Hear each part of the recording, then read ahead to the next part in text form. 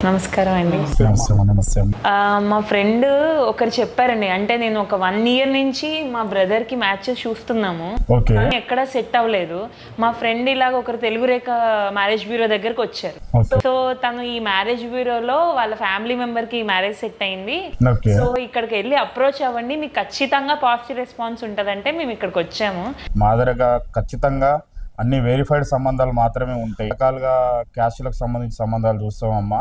అబ్బాయికి సంబంధించి సపోజ్ మీకు అమ్మాయి అనుకోండి, అమ్మాయికి సంబంధించిన బ్యాక్గ్రౌండ్, వాళ్ళ తల్లిదండ్రులకు సంబంధించిన వివరాలు, అమ్మాయి ఏం చదువుకుంది, 10th సర్టిఫికేట్, ఇవన్నీ ఇస్తామమ్మా.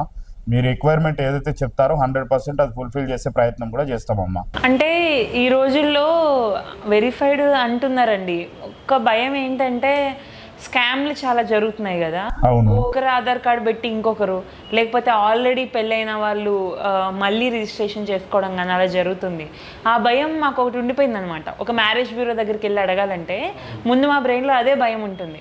సో దానికి మీరు అదే మీరు అంతా చెప్పేదంతా అది ఆన్లైన్లో జరుగుతుందమ్మా. ఇక్కడ అలాంటి ఏం జరగదు. ఇది కంప్లీట్ మాది ఆఫ్లైన్ బ్యూరో. మనుషులు వచ్చి కలుస్తారు, వాళ్ళకి సంబంధించిన డీటెయిల్స్ తీసుకుంటాము, ఆధార్ కార్డులు మార్చి పెట్టడము, ఇవన్నీ ఆన్లైన్లో జరుగుతాయి. ఇక్కడ అలాంటివి ఏమీ జరగాయమ్మా. మనుషులు వస్తారు, అబ్బాయికి సంబంధించిన వాళ్ళు అమ్మాయికి సంబంధించి వస్తారు. కాబట్టి మీరు ఎక్కడ భయపడాల్సిన అవసరం లేదు. కరెక్ట్గా ఉంటేనే చేస్తాము, లేకపోతే చెయ్యమమ్మా.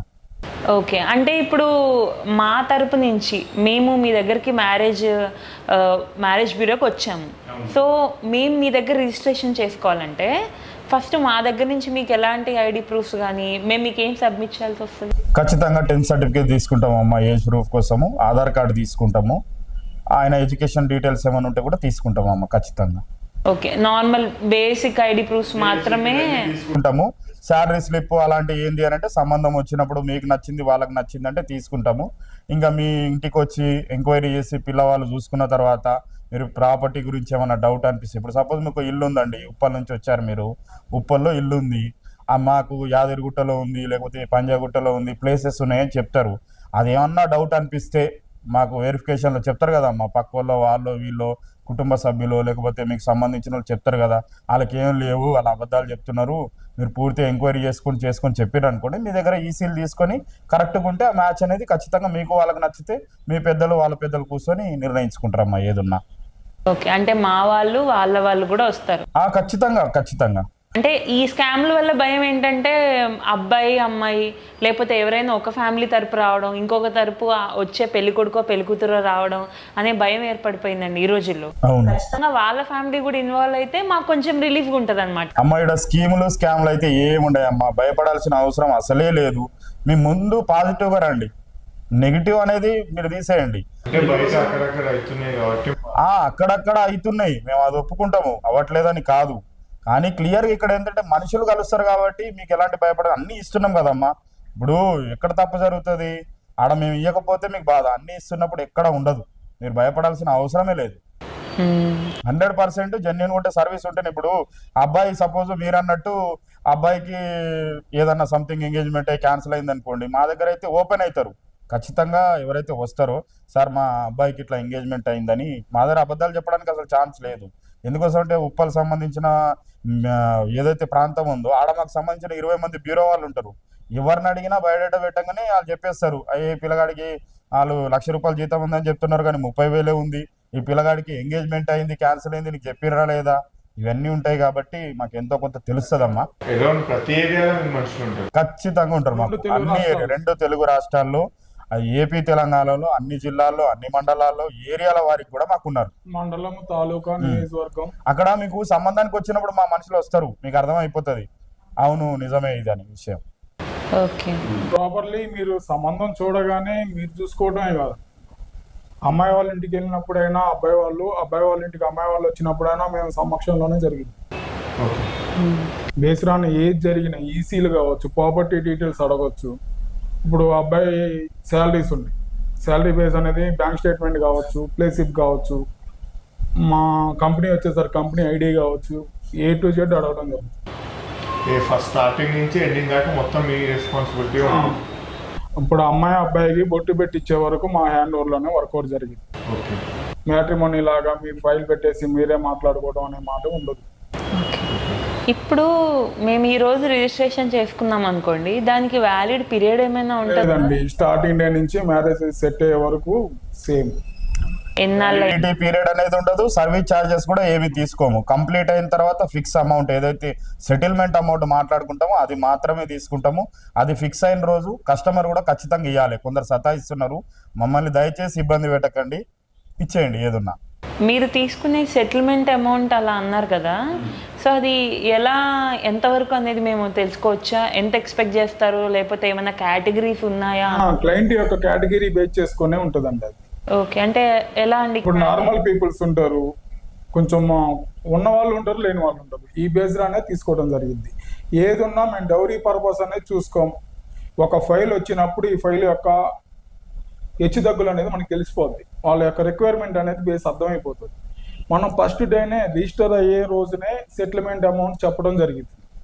ఆ రోజు మీకు ఇంత డౌరీ వచ్చింది కాబట్టి మాకు ఇంత పర్సంటేజ్ కావాలి, ఈ బేస్ రాన్ మా దగ్గర ఉండదు. స్టార్టింగ్ డేనే సెటిల్మెంట్ అమౌంట్ కూడా మెన్షన్ చేయడం జరుగుతుంది. అది బేస్ చేసుకొని మాకు వర్క్ కంప్లీట్ చేసి పెడతాం. ఓకే, ఫర్ సపోజ్ మీరు మేము ఓకే అనుకో రిజిస్ట్రేషన్ చేసేసుకున్నాం అనుకోండి, మీరు కొన్ని ప్రొఫైల్స్ పంపించారు, అవును, సో అది మా బ్రదర్కి నచ్చలేదు అనుకోండి, అవును, మీరు ఏమన్నా ఫోర్స్ చేస్తారా? మీరు 3 పంపించినా 4 పంపించాము ఆల్రెడీ పెట్టిన వాటికి ఎస్ఆర్ నో చెప్తూ ఉంటే చాలు. ఓకే, ఇప్పుడు మేము వర్క్ చేసాము, మేము రిజల్ట్ ఇచ్చాము, మీ వైపు నుంచి కూడా మీరు రిజల్ట్ ఇవ్వాలి. ఒక అమ్మాయికి ఒక అబ్బాయికి ఫైల్స్ అనేది మనం మూవ్ చేసినప్పుడు ఏ ఫైల్ నచ్చుతుంది, ఏ ఫైల్ నచ్చలేదు అనేది మన చేతిలో పని కాదు. నచ్చే వరకు మేము సర్వీస్ ఇస్తాం.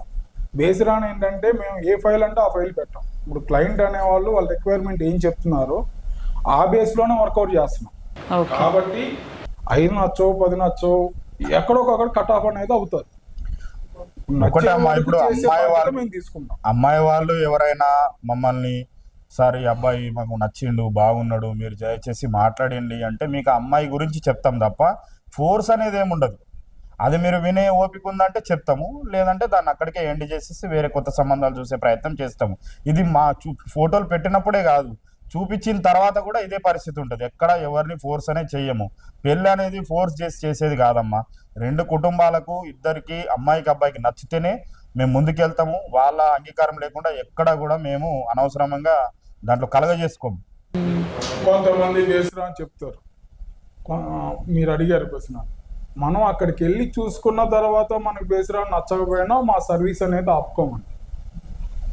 క్లయింట్ ఏంటంటే వాళ్ళని ఇబ్బంది పెట్టకుండా మూవ్ అవటమే మా ఉద్దేశం కూడా. మీరు చేసే సహకారం ఏంటంటే పెట్టిన ఫైల్కి ఎస్ఆర్ నో చెప్తూ వస్తే నెక్స్ట్ ఫర్దర్గా మీ వర్క్ ఈజీ అవ్వాలంటే రిజల్ట్ ఇవ్వాలి. రెస్పాన్స్ ఇస్తే సరిపోతుంది. ఎస్ ఆర్ నో చెప్పామని మీరు అదే మనసులో తీసుకుని నెక్స్ట్ సంబంధం కాకుండా అట్లా అని కాకుండా సంబంధం మాకు ఎస్ ఆర్ నో మీకు సంబంధం చెప్తే ఫర్దర్గా మనం మూవ్ అవడానికి ఈజీ ఉంటుంది కదా. ఇప్పుడు మీకు నెంబర్ ఆఫ్ ఫైల్స్ ఎప్పుడు ప్రొవైడ్ చేయగలం, మీరు రిజల్ట్ ఇస్తూ ఉంటే చెప్పగలం. ఇప్పుడు మీరు ఎన్ని పెట్టినా రిజల్ట్ అనేది ఇవ్వాలి కదా. ఇప్పుడు ఎలా అవుతున్నాయంటే అండి, నార్మల్ మీరు మాకు ఒక మ్యాచ్ పంపించారు, సో అదే డీటెయిల్స్ మీరు వాళ్ళకి ఇచ్చారు అనుకోండి, మాకు ఇండివిజువల్ గా సంబంధం నచ్చలేదు, కాకపోతే మీరు వాళ్ళకి మా డీటెయిల్స్ ఇచ్చారు కాబట్టి మాకు నచ్చకపోయినా వాళ్ళకి నచ్చిన వాళ్ళు ఊరికే మాకు ఫోన్ చేసి కాంటాక్ట్ నంబరే ఉంటాం. మేము స్టార్టింగ్ లోనే చెప్పడం జరిగిందండి, స్టార్టింగ్ డే నుంచి ఎంగేజ్మెంట్ వరకు మా హ్యాండ్ ఓవర్ లో జరుగుతుంది. మెయిన్గా ఏంటంటే ఇప్పుడు ఇచ్చి పుచ్చుకునే దగ్గర కూడా డిస్టర్బెన్స్ వస్తున్నాయి. ఆ బేస్రాన్ జరగకుండా ఉండడం కోసమే 2 పక్షాల మధ్య అనుసంధానంగా మేము ఉండటం జరుగుతుంది. ఓకే, సో మీరు వాళ్ళకి మా కాంటాక్ట్ డీటెయిల్స్ ఎవరి నెంబర్స్ ఎవరికి ఇవ్వటం జరగదు. బొట్టు పెట్టి ఇచ్చిన తర్వాత మాత్రమే జరుగుతాయి. జస్ట్ ఫోటో చూపిస్తారు, only details A to Z details ఉంటాయి. డీటెయిల్స్ ఫొటోస్ పెడతాం.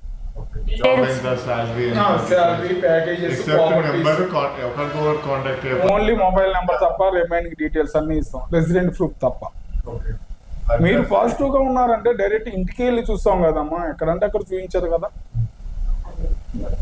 అంటే కొన్ని సందర్భాల్లో ఎలా అవుతుందంటే ఆ అబ్బాయికి అమ్మాయి నచ్చి ఉండొచ్చు, కాకపోతే మేము మా పెద్దవాళ్ళు కొంచెం జాతకాలు ఎక్కువ పట్టించుకుంటూ ఉంటారు, సో ఆ కారణం వల్ల కూడా మేము నో చెప్పడం జరగచ్చు. మేము అదే చేస్తామమ్మా. ఏం చేస్తామంటే మీరు ఒక ఫైల్ నచ్చారు, 2 సైడ్స్ ఓకే అనుకున్నప్పుడు వచ్చే ముందే చూసుకుంటామని చెప్పడం జరుగుతుంది. ఇప్పుడు ఎవరైనా వచ్చాక చూసుకుని వద్దనుకోండి, వాళ్ళు ఇబ్బంది పడతారు కదా. ఇప్పుడు 2 సైడ్స్ 2 ఫ్యామిలీ ఒకసారి ఓకే అనుకున్న తర్వాత మళ్ళీ బ్యాక్ రావడం అంటే ఎంతో ఇబ్బంది పడతారు. బేసిరాన్ ఏంటంటే ఫైల్ నచ్చింది అంటే చూసుకొని రావడానికి ట్రై చేయమంటాం. ఇప్పుడు హైదరాబాద్లోనే ఉండొచ్చు, వరంగల్ ఉండొచ్చు, ఖమ్మం ఉండొచ్చు, విజయవాడ ఉండొచ్చు, ఎక్కడైనా ఉండొచ్చు. మనం టైం అనేది 2 times 3 times తిరగాల్సి వస్తుంది. వెళ్ళి వచ్చిన తర్వాతే కదా మ్యాచ్, 2 సైట్లకి వెళ్ళిన తర్వాతే కదా మ్యాచ్ అనేది అయిపోయి. ఇప్పుడు ఇవన్నీ చూసుకునే దగ్గర ఆగిపోతే బాధ అనిపిస్తుంది. అవును, ఏదన్నా జాతకాలు ముందే చూసుకోమని చెప్తామమ్మా. టైం ఆఫ్ బర్త్ అనేది ఇచ్చేస్తాము కాబట్టి మీరు చూసుకొని కలుస్తున్నాయి అంటేనే ముందుకు రండి, లేకపోతే మళ్ళీ ఆడదాకా వచ్చి మళ్ళీ సంబంధాలు కలుస్తలేవు అనేది టైం వేస్ట్. అంటే ఇప్పుడు మీరు పంపించిన సంబంధం వాళ్ళ ఫైనాన్షియల్ బ్యాక్గ్రౌండ్ ఏంటో మాకు తెలియదు. అందులో ఎంత నిజం ఉందో ఎంత అబద్ధం ఉందో మీరు ఎంక్వైరీ చేశారు కాబట్టి మీకు తెలుస్తుందండి. అవును, మాకు తెలియదు కదా.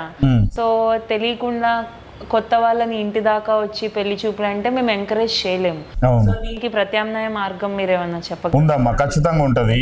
ఇప్పుడు ఏ అమ్మాయి అయినా ఏ అబ్బాయి అయినా తన తాతకు తగ్గట్టు అది మీరు కట్నం అనొచ్చు, మా దగ్గర అయితే గిఫ్ట్ అంటాము. వాళ్ళు ఏమి ఇస్తారు, వాళ్ళ ఆర్థిక పరిస్థితులు ఏంది, అమ్మాయిది అనుకోండి సపోజ్, వాళ్ళు ఎంత ఇవ్వాలనుకుంటున్నారు, వాళ్ళు పలానా ఇంత 10 తులాల బంగారం పెట్టాలనుకుంటాము, పలానా ఇంత డబ్బులు ఇవ్వాలనుకుంటున్నాము, పెళ్లి ఘనంగా చేసిస్తాము, వాళ్ళ రిక్వైర్మెంట్ ఫుల్ఫిల్ చెప్తారు కాబట్టి దాని ప్రకారమే మేము చూస్తాము, దాని ప్రకారమే మ్యాచ్ అనేది సెట్ చేస్తాం. కాబట్టి అక్కడ ప్రాబ్లం అనేది రాదు. కంప్లీట్గా అనలైజ్ అయిన తర్వాతనే కదా మీ 2 కుటుంబాలను కూర్చోబెట్టి సంబంధం చూపిస్తున్నాం. అప్పుడు ఫెయిల్ అయ్యేది ఎక్కడ ఫెయిల్ అవుతుంది, అమ్మాయికి అబ్బాయికి నచ్చడం నచ్చకపోవడం, అంటే ఫోటోలో ఉన్నట్టు ఉన్నడా లేదా, అక్కడ మాత్రమే ఇబ్బంది అయితే తప్ప వేరే అన్ని విషయాలు క్లియర్గా ఉంటాయి. ఏది జాతకాలు కావచ్చు, వాళ్ళు తీసుకునే గిఫ్ట్ గురించి కావచ్చు, కుటుంబం గురించి కావచ్చు, ప్రాపర్టీస్ గురించి కావచ్చు, అబ్బాయికి సంబంధించిన శాలరీ గురించి కావచ్చు, ఇవన్నీ క్లియర్గా ఉంటాయి. జనరల్ అవతలకైనా ఎక్కడైనా హెల్త్ డీటెయిల్స్ ఉంటాయి. ఇప్పటికైతే మరి మన అది లోకం అనేది ఇంకా స్థాయికి ఎదగలే, మన దగ్గర లేదు, ఇంకా అవ్వాలని కూడా కోరుకుంటున్నాం. అక్కడ కూడా డిస్టర్బెన్సెస్ ఉంటున్నాయి. ఇప్పుడు ప్రజెంట్ అయితే అక్కడ దాకా వెళ్ళాల అమ్మాయి అబ్బాయిలు అయితే,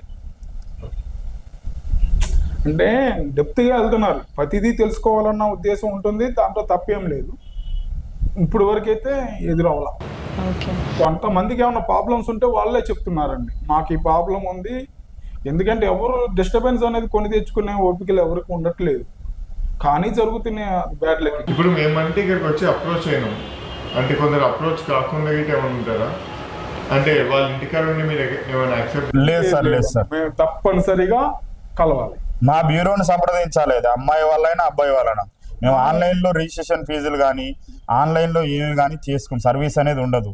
ఇక్కడికి వచ్చిన తర్వాత మమ్మల్ని కలిసిన తర్వాత మాత్రమే మా దగ్గర రిజిస్టర్ అయితే అప్పుడు వాళ్ళకి సర్వీస్ అనేది ఇస్తాం. ఫుల్ ఫ్లెడ్జ్డ్గా మీరు ఇంత డీటెయిల్గా అడుగుతున్నారు. ఫోన్లో అడగగలరా, మేము చెప్పగలమా, మీరు అడగగలరా? 2 సాధ్యపడదు. పర్సన్ ఎప్పుడైనా మేము మ్యారేజ్ చేసుకుంటాము అన్న బేస్డ్ ఆన్ మీద మన కోసం మనం టైం తీసుకోవాలి అన్న ఉద్దేశం ఉన్న వాళ్ళు రావాలి. బేస్డ్ ఆన్ మ్యాట్రిమోనీలో ఎవరేంటో తెలియదు కదా, బేస్డ్ ఆన్ మీ దగ్గరికి అందుకే వస్తున్నాము అన్న బేస్లో మీరు మాట్లాడారు.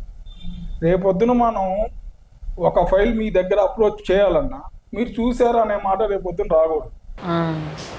మీ కస్టమర్ అని చెప్తున్నారు, మీరు చూసుంటారు కదా. రేపొద్దున మనం ఫైల్లో ఉన్నట్టు లేకపోతే రేపొద్దున మీరు క్వశ్చన్ చేసేదానికి నేను ఆన్సర్ చేయలేని పొజిషన్ వస్తుంది. సో మీరు వాళ్ళని చూసి వాళ్ళ వైపు ఎంక్వైరీ చేసి వాళ్ళ వివరాలు కరెక్ట్గానే ఉన్నాయని టాలీ చేసుకున్న తర్వాతే ఆ సంబంధం మీరు మాకు ప్రొవైడ్ చేస్తారు. ఖచ్చితంగా ఆ విషయంలో మేము భయపడాల్సిన అవసరం లేదు. పెద్దవాళ్ళు ఎలా అయితే ఇది వరకు సంబంధాలు తెచ్చేవాళ్ళు చూసి తెలిసి ఆ విధంగానే మీరు చెప్తారు. అంత పాత పద్ధతి అమ్మా, ఎక్కడ కూడా మీకు ఇప్పుడున్న స్కామ్లు అవేమి స్కీమ్లు ఏముండే, అసలు ఏం నడవనట్టు ఫ్యామిలీలు కలుస్తాయమ్మా. ఇప్పుడు మీదైనా ఫ్యామిలీ, వాళ్ళదైనా ఫ్యామిలీ కలుస్తారు, చూసుకుంటారు, బాగుంది. అదే అంటే పేపర్లో యూట్యూబ్లో కూడా చూస్తూ ఉన్నాము చాలా విషయాల్లో ఇలా స్కామ్ జరుగుతున్నాయి. ఆల్రెడీ పెళ్ళైన వాళ్ళు కూడా కొత్తగా మళ్ళీ పెళ్లి చేసుకుందామని చెప్పి అబ్బాయిలు తెలియకుండా చేస్తున్నారు, అమ్మాయిలు తెలియకుండా చేస్తున్నారు. ఆ భయంతో మేము ఇలా అడిగాం. అమ్మా 100లో 2% జరుగుతుందమ్మా.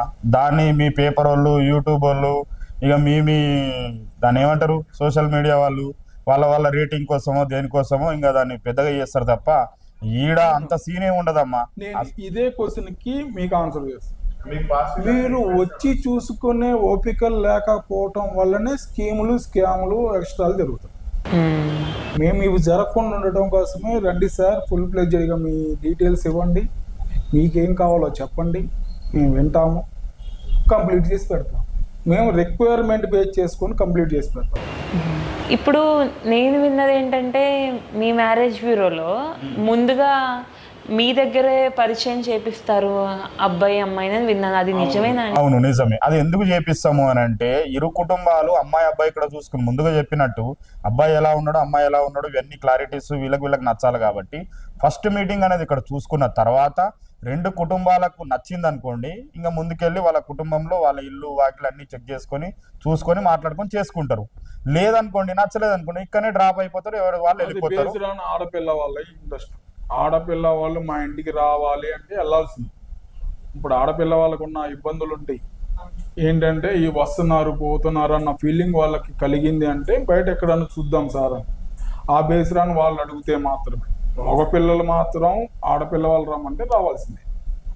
వాళ్ళ ఇంటికి ఆహ్వానిస్తుంటే రావడానికి మనకు వచ్చిన మా దగ్గర అయితే ఫెసిలిటీ ఉందమ్మా. సంబంధాలు ఇరు కుటుంబాలు వచ్చి చూసుకునే ఫెసిలిటీ అయితే ఉంది. అమ్మాయి వాళ్ళు అబ్బాయి వాళ్ళు వచ్చి 10 వాళ్ళు 10 మంది వీళ్ళు 10 మంది వచ్చినా ఇక్కడే ఉంది, మనకి ఇక్కడనే కెపాసిటీ ఉంది. రెండు ఫ్యామిలీస్ వచ్చి ఇక్కడ చేయడానికి ఆ రూమ్ అదే కాబట్టి భయపడాల్సింది ఏం లేదు, అక్కడ చూసుకోవచ్చు మొత్తం. అంటే ఇక్కడే చూసుకోవచ్చు, ఇక్కడే దూరం వెళ్ళాల్సిన అవసరం లేదు. స్టేజ్ లో అటు 4 మెంబర్స్ ఇటు 4 మెంబర్స్ వస్తారు అంతే కదా, మొత్తం ఫ్యామిలీ మొత్తం ఫస్ట్ రోజే చూడరు. అంటే ఇప్పుడు మా బ్రదర్ సాఫ్ట్వేర్ కాబట్టి కొంచెము అదే ఫీల్డ్లో సాఫ్ట్వేర్లో ఉన్న అమ్మాయి అయితే సెట్ అవుతుందని మేము అనుకుంటున్నాము. సో మీరు ఎంత ఫ్రీక్వెంట్గా పంపిస్తారంటే నెలకు ఒక మ్యాచ్ పంపిస్తారా, 2 మ్యాచ్లు పంపిస్తారా, అలా ఏమైనా ఉంటుందా? లేదంటే ఎప్పుడు వస్తే అప్పుడు మీరు పంపిస్తాం? లేదమ్మా, అది ఎలా జరుగుతుంది అంటే మీరు వన్స్ రిజిస్టర్ అయిన తర్వాత మా బ్యూరోలో ఎవరైతే మా మిత్రులు ఉంటారో మధ్యవర్తులు ఉంటారో మా కస్టమర్స్ ఉంటారో వాళ్ళందరికీ మీ ప్రొఫైల్ పంపిస్తాము.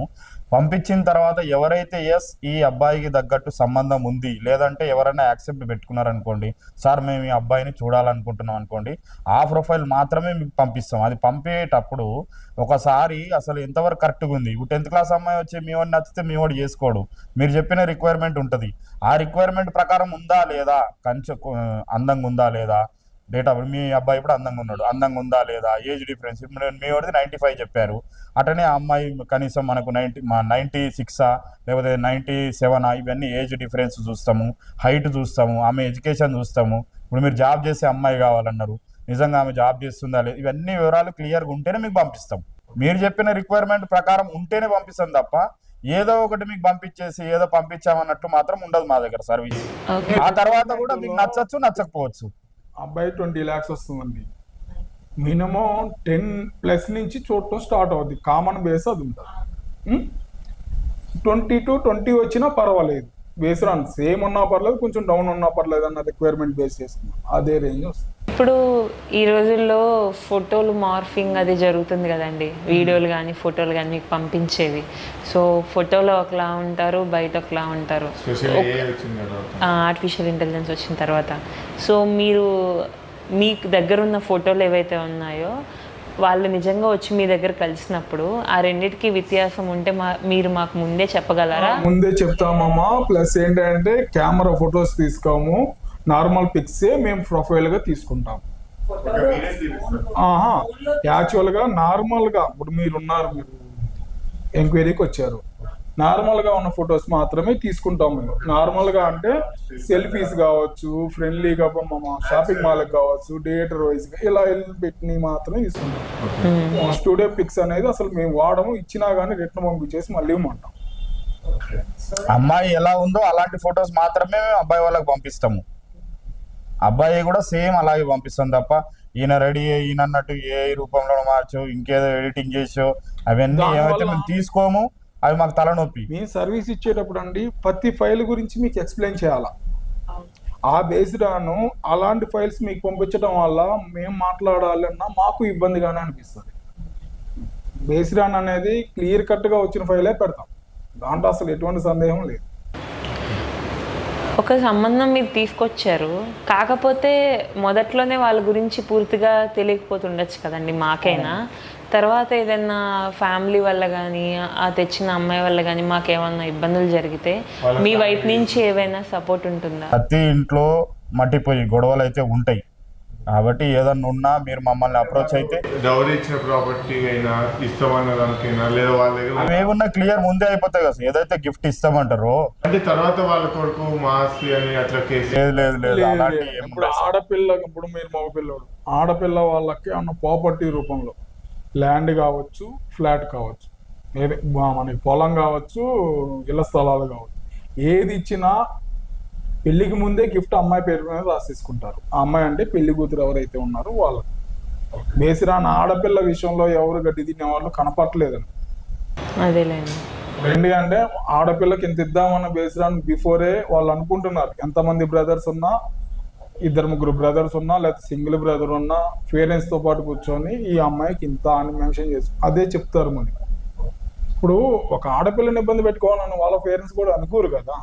ఇప్పుడు కొంతమంది ఎలా అంటే మీకు ఈ బయోడేటా పంపించాలంటే ఇంత పంపించండి, 500 పంపించండి, ఒక బయోడేటా పంపిస్తాము, ఇంకో 500 పంపిస్తే వీళ్ళ బయోడేటాతో పాటు ఫోన్ నెంబర్ ఇస్తాము, అలాంటివి ఏమన్నా? మా బేస్లో ఎలా ఉంటుంది అంటే అండి, రిజిస్ట్రేషన్ అయిన దగ్గర నుంచి బొట్టు పెట్టించే వరకు 2 ఫ్యామిలీస్ ఓకే అనుకొని పూలు పండ్లు చీర పెట్టే వరకు 10 పైసలు కూడా అడగ. మీరు అడగరు ఎలాంటి? ఎటువంటి ఫీజెస్ ఉండవు.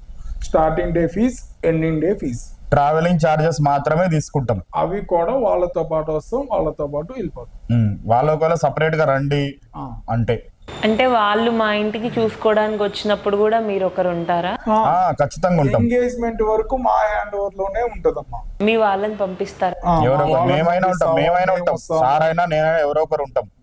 లేదంటే మా దగ్గర ఇప్పుడు మేము ఇంకా వేరే మ్యాచ్ లో ఉంటే మాకు సంబంధించిన ఎవరైతే అమ్మాయిలు ఉంటారో వాళ్ళు వచ్చి చూస్తారు. మా వైపు నుంచి అయితే సర్వీస్ ఉంటది ఎండ్ ఆఫ్ ది డే వరకు. ఓకే. ఇప్పుడు ఎన్నాళ్ళ నుంచి నడుస్తుందండి? 7th ఇయర్ కంప్లీట్ అండి. రేపు దసరా వస్తే 8th ఇయర్ స్టార్ట్. ఓకే. ఇప్పటిదాకా ఎన్ని చేసింది? 250+. 50+. Okay, nice. రిజిస్ట్రేషన్కి ఎంత ఫీజు తీసుకుంటారు? బేస్డ్ ఆన్ ఫైనల్ బేస్ చేసుకుని ఉంటుంది అమ్మా. అది ఎగ్జాంపుల్ కి తప్పకుండా ఒక పర్సన్ ఇక్కడికి వచ్చి చూసిన తర్వాత మీరు యాక్సెప్ట్ చేస్తారా, లేదా మీరైనా వాళ్ళ ఇంటికి వెళ్ళి చూసిన తర్వాత యాక్సెప్ట్ చేస్తారా? ఒకవేళ నేను అబ్రాడ్ వెళ్ళిపోయిన తర్వాత ఏదైనా మీ మ్యారేజ్ బ్యూరోకి కాంటాక్ట్ అప్పుడు అవ్వాలనుకున్నాను, వీడియో కాల్.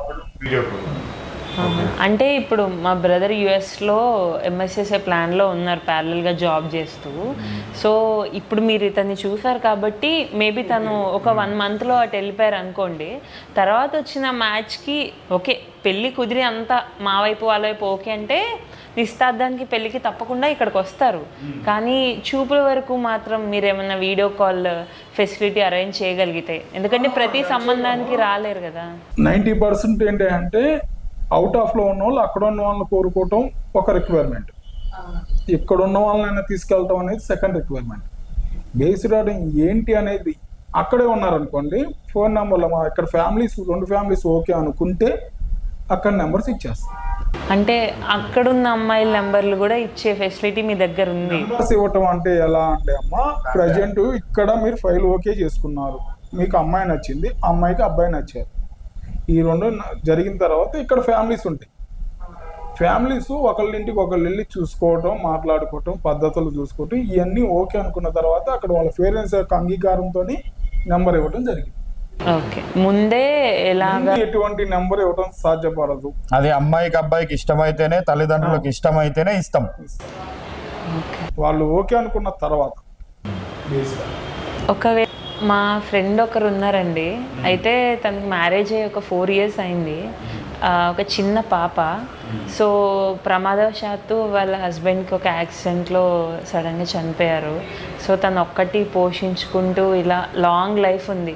చిన్న పాపకైనా తనకైనా ఒక మగదిక్కు అనేది ఉంటే వాళ్ళకి సాయం ఉంటుంది కదా, పేరెంట్స్ దగ్గర ఎన్నాళ్ళని ఉంటుంది అని అనుకుంటున్నాము.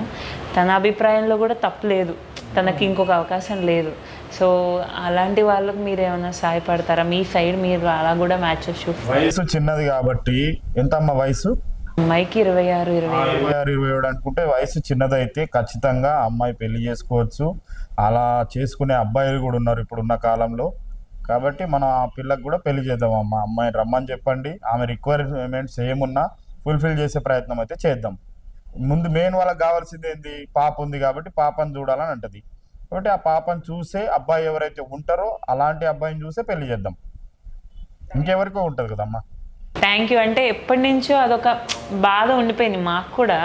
బెస్ట్ ఫ్రెండ్ కదా, సో తను అలా ఉండిపోతుంది, తనకంటూ ఒక తోడు లేదు, సపోర్ట్ లేదు అంది. బట్ ఆ భయం లేకుండా మీరు ఇలాంటి మంచి ఆన్సర్ చెప్పడం మాకు నిజంగా ఇప్పుడు అలానే కాదమ్మా, చిన్నపిల్లలనే కాదు, 26, 30 అనే కాదు, తోడుని రాని 55, 60 బేస్లో కూడా ఇప్పుడు తోడుని రాని ప్రతిదీ మ్యారేజ్ అంటే ఒకే వేలో చూడకూడదు. తోడు పర్పస్ కూడా మేము వర్కౌట్ చేసి పెట్టినవి చాలా ఉన్నాయి. అవన్నీ సైలెంట్ గా జరుగుతాయి. వస్తారు పెద్ద మనుషులు మాట్లాడుకుంటారు, వాళ్ళకి తగ్గట్టు 50, 55, 60 వాళ్ళు కూడా వస్తారు, మాట్లాడుకుంటారు, ఏదన్నా ఉంటే ముందుకెళ్తారు. ఏజ్ లిమిట్ ఏం లేదు. లిమిట్ అనేది లేదమ్మా, పెళ్లికి లిమిట్ లేదు, చదువుకు పెళ్లికి రెండిటికి లిమిట్ లేదు. అంటే తను కొంచెం మిడిల్ క్లాస్ ఫ్యామిలీ, సో తన రిక్వైర్మెంట్స్ మీకు చెప్తారు. కానీ ఒకవేళ తను payment at a time pay చేయలేకపోతే మీ దగ్గర ఇన్స్టాల్మెంట్ ప్రాసెస్ ఏమైనా ఉందా? ఇన్స్టాల్మెంట్ ప్రాసెస్ ఏం లేదు. ఎవరన్నా డబ్బులు కట్టని అమ్మాయిలు ఎవరన్నా ఉంటే, వాళ్ళకు పిల్లలు ఉండి ఆర్థిక ఇబ్బందులు ఉంటే మేము ప్రాపర్గా వాళ్ళ గురించి తెలుసుకొని వాళ్ళకు ఎంతో కొంత ఫీజు కన్సెషన్ ఇచ్చి చేస్తామమ్మా. ఓ, అంటే మీ దగ్గర వాళ్ళ సిచ్యువేషన్ బట్టి జెన్యూన్ అయితే డిస్కౌంట్ ఇవ్వడం జరుగుతుంది. ఖచ్చితంగా ఇస్తాం, ఎంతో కొంత. మేము కూడా బతకాలి కదమ్మా. చాలా హ్యాపీ. మాకు చాలా సంతోషంగా అనిపించిందండి. అంటే మేము ఇక్కడికి వచ్చినప్పుడు ఒక భయంతో వచ్చాం. ఏదో మ్యారేజ్ బ్యూరో అంటున్నారు, బయట స్కామ్లు ఉన్నాయి, అవి ఇవి ఉన్నాయి, మా తమ్ముడికి ఎలా ఇవన్నీ నమ్మచ్చా వెళ్ళొచ్చా అనండి. కానీ తమ్ముడు, ఇది మన వాళ్ళు తెచ్చిన సంబంధంలాగా నాకు అనిపిస్తుంది. ఎందుకంటే మీరు కూడా ఎంక్వైరీ చేస్తున్నారు, అవతల వాళ్ళని తెలుసుకుంటున్నారు, లేకపోతే వాళ్ళ అభిప్రాయం తీసుకుంటున్నారు, ఆ తర్వాతే మనకిస్తున్నారు. కాబట్టి మేము నిజంగా చాలా సాటిస్ఫై అయ్యామండి. అలానే మీరు మాకు పంపించిన తర్వాత కూడా టైం ఇస్తున్నారు. అంటే వెంటనే చెప్పండమ్మా అని రోజుకి 10 సార్లు మనకు ఫోన్ చేయరంట. సో మనం కూడా 2-3 రోజులు టైం తీసుకుని ఇంట్లో వాళ్ళతో మాట్లాడి వాళ్ళకి మనకి ఓకే అనుకుని పెద్దవాళ్ళ జాతకాలంటే అవి కూడా చూపించుకుందాం, అవి అనుకుని ముందుకెళ్ళడానికి మీరు మాకు టైం ఇచ్చారు. అలానే ముందే మమ్మల్ని ప్రతి ప్రొఫైల్కి డబ్బులు కట్టండమ్మా అని మీరు మమ్మల్ని అడగట్లేదు. మాకు నచ్చింది ఏంటంటే మీరు పెళ్ళి కుదిరాక కట్టండమ్మా, అప్పటిదాకా వద్దు అంటున్నారు. అంటే మనం ఎస్టిమేట్ చేయలేం కదండి, తర్వాత మీరు తీసుకుంటున్నారు. మాకు ఏ విధమైన ఇబ్బంది కూడా లేకుండా ఒకటి తర్వాత ఒకటి తెస్తున్నారు. అలానే పేషెన్స్తో వెయిట్ చేస్తున్నారు. ఇది నో అంటే ఎందుకు అని మీరు మమ్మల్ని ఫోర్స్ చేయట్లేదు. అసలు ఈ విషయంలో మేము చాలా సాటిస్ఫై అయ్యాము. ఈ తెలుగు రేఖ మ్యారేజ్ బ్యూరో అనేది ఒక పర్ఫెక్ట్ మ్యారేజ్ బ్యూరో. తను ఎందుకు నాకు రికమెండ్ చేసింది అనేది నాకు ఇప్పుడు అర్థమైంది. నేను కూడా నాకు తెలిసిన వాళ్ళకి తప్పకుండా మీ మ్యారేజ్ బ్యూరోని రిఫర్ చేస్తాను. అలాగే మీరు మంచి మ్యాచెస్ తెస్తారు, మీరు అన్నట్టుగానే ఉంటారు అన్న నమ్మకం మాకు ఏర్పడింది. అదే నమ్మకం వేరే వాళ్ళకు కూడా ఏర్పడాలని మేము అనుకుంటున్నాము. థ్యాంక్ యూ సో మచ్ అండి. రిజిస్ట్రేషన్ చేసుకోవాలనుకుంటున్నాము. మీరు డీటెయిల్స్ ఎలా అనేది చెప్తే